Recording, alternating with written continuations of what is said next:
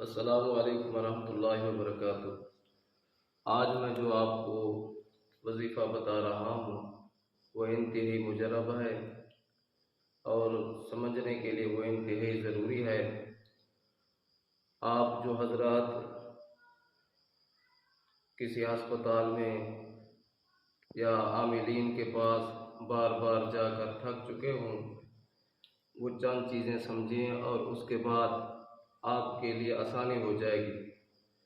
सबसे पहले ये है कि आज मैं आपको बता रहा हूँ जादू की अलामात, कि जिस आदमी पर या किसी चीज़ पर जादू हो उसका कैसे पता चलेगा।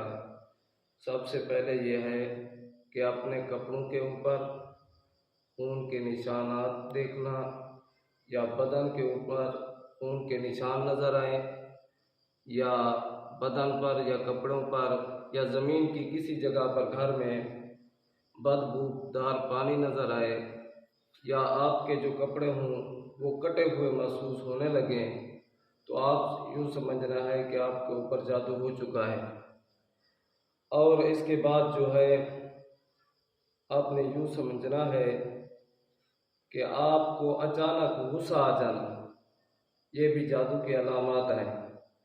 और इसके बाद जो है आप जो काम करते हैं, कोई कारोबार है आपका, उस काम को करने का दिल ना करे, ये भी जादू की अलामात हैं।